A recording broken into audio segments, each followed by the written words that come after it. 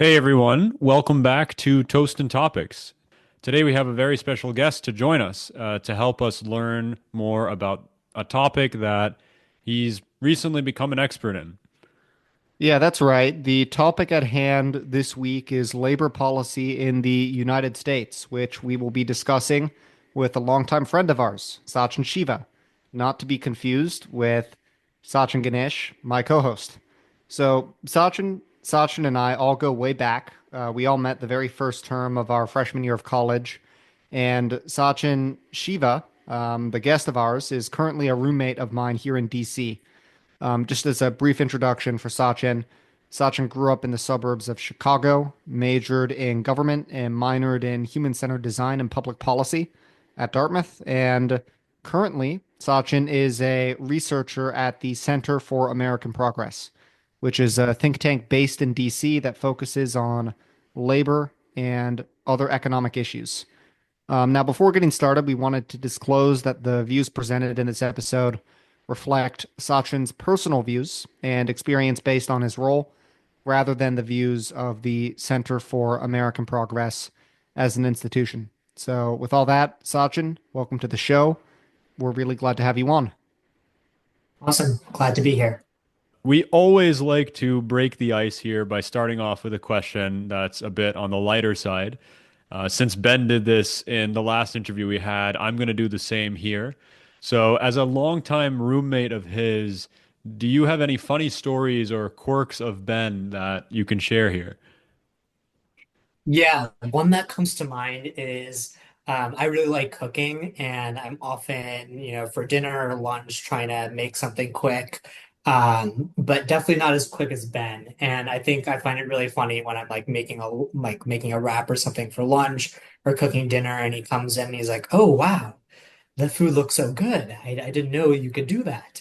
And he just always seems so shocked um, that food can taste good and that someone would put an effort, um, which is always so funny to me. But um, I'm sure that if it was breakfast food or toast, he would be very excited. Yeah, that sounds about right. Just for our audience's information, I make a mean bowl of Kraft mac and cheese, and occasionally I venture into cereal. Sachin is a significantly more adept cook than me. So Sachin, though we obviously know a lot about you, our audience doesn't. So why don't you give us a brief introduction about yourself and your background and biggest interests beyond, what I've already told everyone about you. Yeah, definitely. So I can do a little bit about my background in general and then talk a little bit about CAP as well. So, like you mentioned, I am also in the same class here as you guys at Dartmouth. Have always kind of had an interest in public service and public policy. I briefly worked at an asset management firm called Cambridge Associates, where I did some work on impact investing as well as general consulting work for nonprofit endowments and foundations. And then realized that I wanted to do more direct policy work and get back into some of the stuff that I did in college. So I made the transition back to CAP, where I'll now go into and talk a little bit about my role there. The Center for American Progress, CAP, is an independent, nonpartisan policy institute here in DC. And the goal of our organization is to really develop and propose new policy ideas that can help shape the national debate. So our audience is typically federal and state policymakers. That's who we send our reports to. So that would be people like elected officials and civil servants, and then the news media as well as social media. So in that way, we're trying to educate and inform the broader public. The group that I work for within CAP is called the Inclusive Economy Group, and we cover a range of topics from infrastructure and financial regulation to trade and tax policy. And then my specific sub team within the group is called the American Worker Project. And we do a lot of work on labor unions, worker rights and protections, and industrial policy. That's really interesting. And we've talked about unions in some prior episodes in Toast and Topics. Unions are an important force in American society, and they ensure that everyday Americans can earn decent pay and benefits and have a voice in our democracy. So, to take a step back for our audience, could you start us off by describing a little bit more about what unions actually are and a bit more about the history of unions in the United States? Definitely. So, just to start off, a labor union at its most basic form is just a group of workers coming together, trying to advocate for better pay. And the idea is that you have strength in numbers. So, when you're working for a company that has, a lot of power and, access to the finances, as an individual worker, you likely don't have that much leverage over your pay, your hours, your benefits, things like that. But when you come together with other workers and, then you have the possibility of something called collective power. You can all, for example, strike at once. You could, leave the employer all at once. And so that collective power is what gives labor unions their ultimate power. The second piece of that is that labor unions, the key part of that of their structure is creating a collective bargaining agreement. So this is basically a term of contract between the employer and workers that talks about pay, benefits, standards, hours, things like that. The way it works in the US is that if you're in a union, you have to negotiate that at the work site level. So, for example, if you are an employee at, your local Starbucks, and you want to form a union, that would only happen at that particular Starbucks, that store, and it would not apply to all Starbucks in the United States. So, that is a key difference between the United States and some other countries. And in terms of the early history, I'll just briefly talk about trade unions have existed for a long time, but really they came to power in the 20th century. And the federal government passed the National Labor Relations Act, also known as the Wagner Act, in 1935, which grants most private sector workers the right to unionize, which is enforced by the National Labor Relations Board.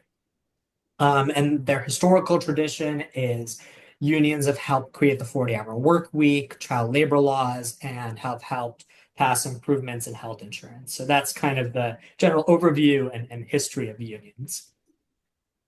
Okay, that's really interesting. Thanks for that perspective there. And, unions really are an important segment of American life and also of American history, which is why it's been interesting to see that union membership has declined steadily over the past few decades, though it has recently picked up again. A statistic that I found to be really interesting is that in 1945, which was arguably the peak year for unions, unions accounted for almost a third of U.S. workers. But in 2023, that figure had fallen to just 10% of U.S. workers.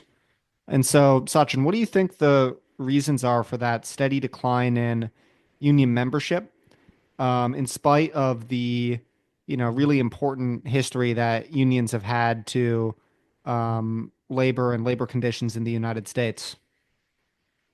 Definitely, that's a great question. And I think it kind of goes to and it highlights some larger structural things that I'll be talking about a little bit later on. But I think there's probably three key reasons that help explain the decline in union membership. So one would just be the changing nature of the economy. So in the 20th century, we had, a largely manufacturing economy, and that's where unions have historically had a lot of power. That's where a lot of union workers um, were represented. And we've had a decline in manufacturing and the trades as we've moved towards more of a service economy. And so as a result of that, we've seen declines in union membership. The second piece is that there have been decades of attacks on unions by elected officials, by corporations, by a whole range of institutions. that have, sought to uh, describe them in a way that has made them distasteful to some segment of the American population until very recently. And then the third piece, and I think what's most important, is weak U.S. labor laws. So currently, if a company interferes with an employee's right to unionize, for example, by firing workers that would like to unionize or have expressed interest in unionizing, they face no financial penalty, like not even a single dollar in any penalty by the federal government. Huh. Um, and so that really interferes with their ability to unionize. The only thing that they can do is the NLRB can request or make these companies pay back pay to their workers and rehire them, but there's no other financial penalty to that. And some of those workers, after being fired, may not even want to go back. The second piece of that is that companies can basically endlessly delay the process of signing the first collective bargaining agreement. There's nothing in the law that forces them to actually come to the table and sign that first agreement. So that helps address the decline. I'll quickly start addressing the popularity in unions. So today, about two-thirds of the American public are in support of unions, which is really at a high compared to the past few decades. And I Yeah. think there's a couple reasons for that. So really briefly, I think a lot of workers in the past several years have felt a lot of frustration over stagnant wages, over income inequality, over not being able to have access to good benefits. And so they see unions as a possible route to a better future. And then I think the second piece is there has been, especially in the last couple of years, well-publicized organizing campaigns at some of the country's largest companies. So Amazon and Starbucks, for example, that I think has drawn attention to the possible benefits of unions. That's really interesting. And I'm sure a lot of that is correlated to the high inflation that we've had over the past few years as well. So, one of my favorite pieces that you've written is called Four Ways Unions Make Our Economy and Democracy Stronger. And in that piece, you talk a lot about the benefits of unionization using empirical data. And some of the points you made included unions boosting wages, reducing inequality, and even increasing participation in our democracy. So, with that, could you briefly summarize some of the key benefits of unionization in the US and maybe touch on any other things that you didn't mention earlier? Yeah, definitely. So again, just at a broad high level for those people that are probably unfamiliar with how union process works, is that the goal of having a strong labor union is that you want to seek relatively equal bargaining power between employers and workers. And under the current system, the evidence shows that it's tilted more towards employers. So by having labor unions, you would be able to help create a more level playing field between management and workers that are, just trying to get by. In terms of the key benefits, one would be wages. So that article that you mentioned is based on a regression that I ran that controls for education, industry, occupation, and a range of other factors. And the main finding there is that a worker covered by a union contract earns 10% on average more in hourly wages than someone with similar education, occupation, and experience in a non-unionized workplace in the same sector. So basically, being a union worker, the evidence would suggest raises wages by approximately 10%. It's also associated with increased wealth, and that's likely because workers that are in unions face less turnover, so that creates more job stability and thus increased wealth. They also likely have better benefits, which again can increase your wealth in the long run. And so that addresses the wages and wealth piece. And then the other couple of things that I wanted to talk about that you mentioned, unions have been associated with reduced economic inequality. They have been advancing middle class interests at both the federal and state policy levels. And in most cases, they also raise productivity. Okay, that's very interesting. I'm curious. You mentioned that unions have this 10% wage premium. That's really a pretty powerful finding. How exactly does that wage premium differ among demographic groups in the United States? For example, do like women who are in unions benefit more from union membership than your average male? Are there differences among racial groups, things of that sort? Yes, that's a great question. So there are differences amongst different demographic groups, women, people of color, and particularly working class households, which in this study we define as workers without a college degree. And essentially, through the power of collective bargaining, through the contracts that unions are able to negotiate, they can propose wages that are higher than what workers would get in a non-union workplace. And so that can help basically um, increased wages for those different demographic groups. So the example that I will bring up for racial groups is that typically public sector union jobs, which are disproportionately employed by women and people of color, provide strong anti-discrimination protections. And because of that, they can likely improve wages for those groups than comparable employers in the private sector. And then for non-college workers, unions can offer these households another path to the middle class, as we've seen higher wages and higher wealth for these households relative to their non-union counterparts.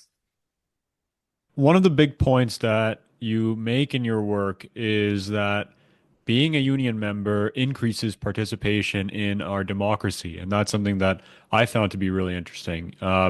You've shown, for example, that being a union member makes a person more likely to vote and participate in politics.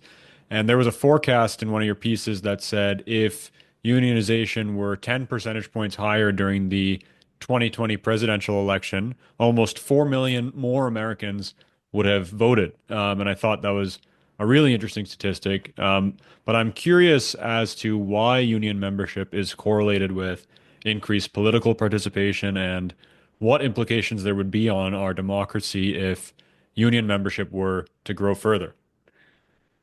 Definitely. So I think we've spent a lot of time talking about the economic impact of unions, but I think the democratic impact of unions are also very important to discuss and provide an additional benefit to why having a strong set of labor unions in the country can be relevant.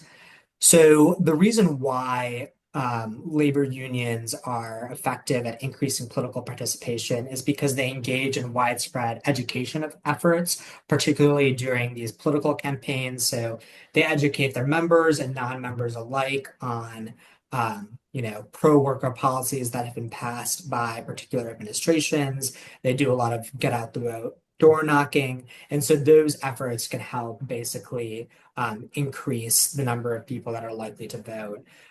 For example, in the last election, we saw that in swing states, about 1 in 5 voters were union members. So they really do play a key role in deciding who might get elected in these very important elections.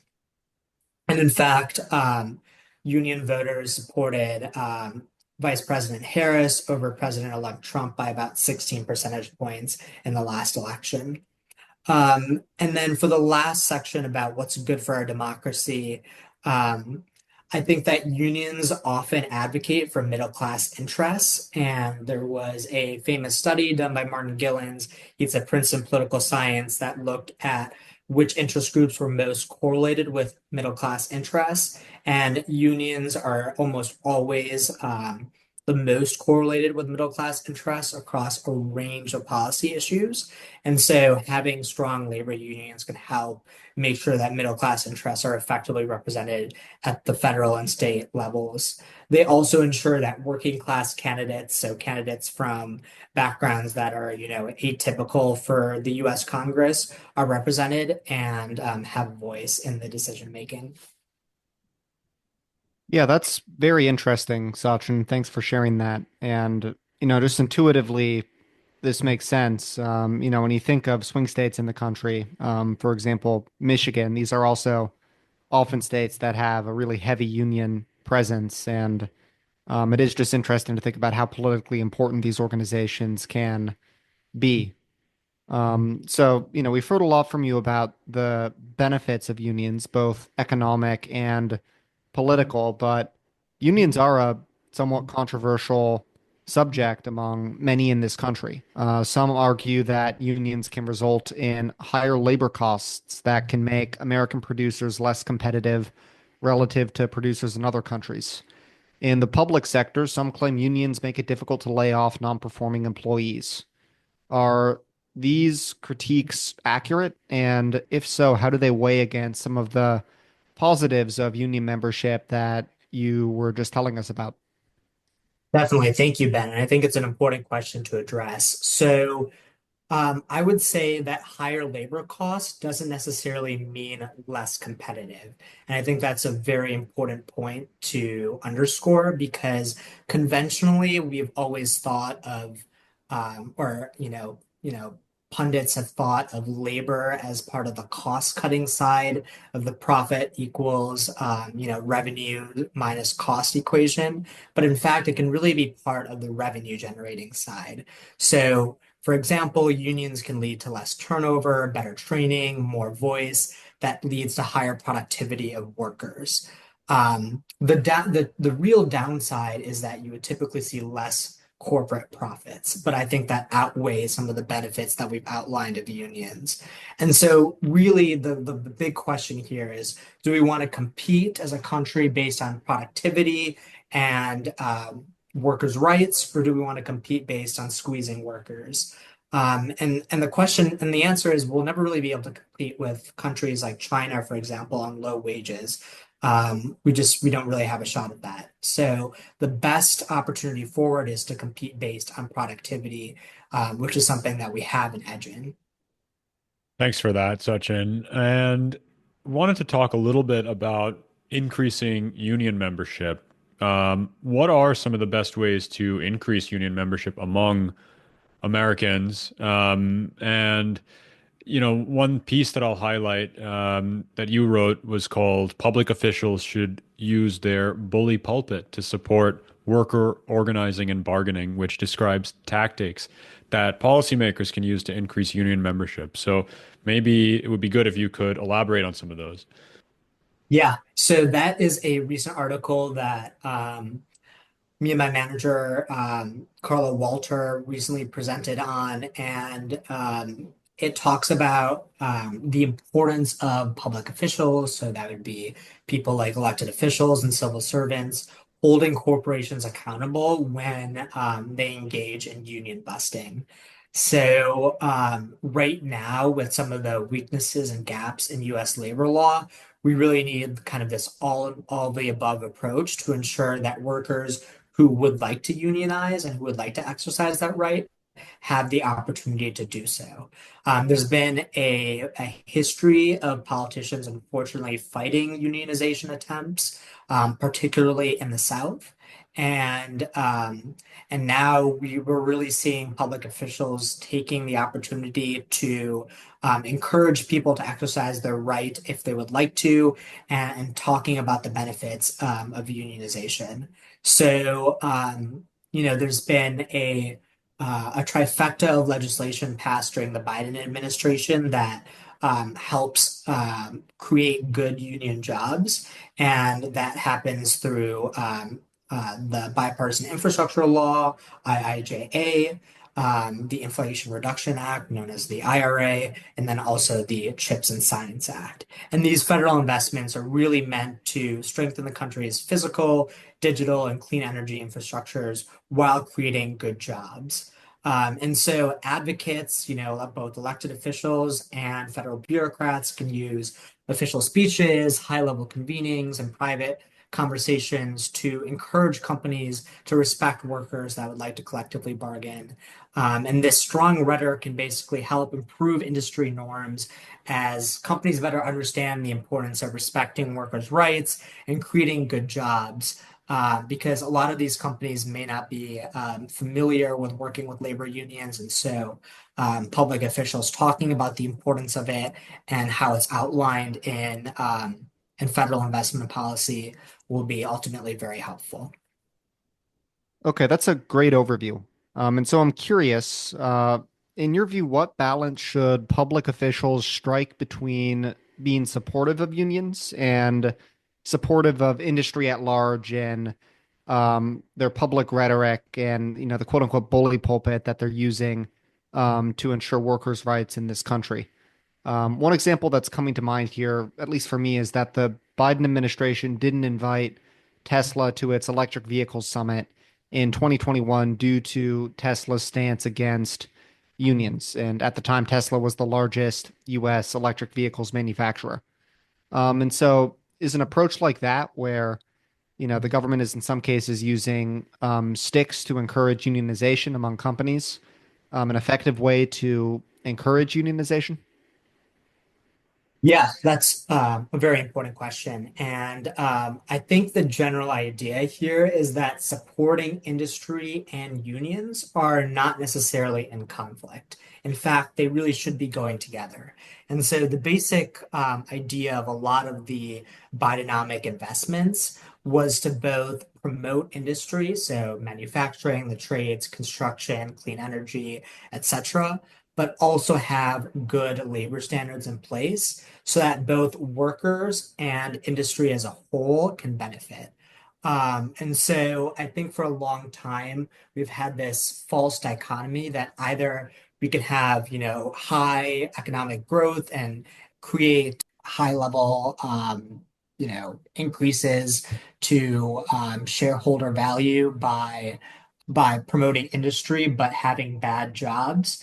Or we could be really great to workers, but then there just wouldn't be enough of those jobs. And I think that dichotomy is showing to be not really the case, and that we can both support industry through a strong industrial strategy, but also support workers through good labor standards. And then the case for Tesla here is unfortunately, Tesla flagrantly violates the labor in place. They have been facing repeat violations. Elon Musk has threatened striking workers. And so, because of that, I think the Biden administration had made that decision not to invite Tesla to the EV summit. Interesting. So one final question for you, Sachin, before we conclude. We've of course seen some significant political changes over the past few months. So what do you think those changes would mean for the future of union membership and more broadly for the work of organizations like the Center for American Progress? Yeah, definitely. We've seen, as you mentioned, kind of several political changes, both the federal level and state level over the past few months. Um, I would say in terms of what this means broadly for the work of organizations like CAP, I think as usual we'll be promoting workers' rights, we'll be promoting the importance of having strong labor unions and when we see that there are efforts to undermine that, we will push back when necessary. But we also are really advocating, that, regardless of party, we would really like to see, pro-worker policies be embraced by both political parties. And we're also going to be doing a lot of, state and local policy work to ensure that we can continue to push for good jobs and strong enforcement of workers' rights. Thanks for all of this, Sachin. This has been a really insightful conversation, and we really appreciate you being on the show with us. Awesome. Thank you. It's really great to be here. Yeah, I echo that. Thanks for the great overview and all of the work that you're doing right now, Sachin. We'll love to have you on the show at some point soon. And just as an important note for our audience, we will link some of Sachin's work in this episode description in case you're curious to read more about what he's been up to. As we enter the holiday season, both Ben and I will be taking the next 2 weekends off to relax, unwind, and be with friends and family. But we will be ready in the new year with a new episode for you, where we will focus on the theme of healthcare and talk more about some of the different models across the globe and the economics within them. So we'll see you in the new year and happy holidays. Thanks for listening to Toast and Topics. Before signing off, we wanted to disclose that the views in this podcast are our own and are not reflective of any institutions that we're associated with. If you like what you heard, please rate, review, and share with a friend or family member. We'll see you again next time.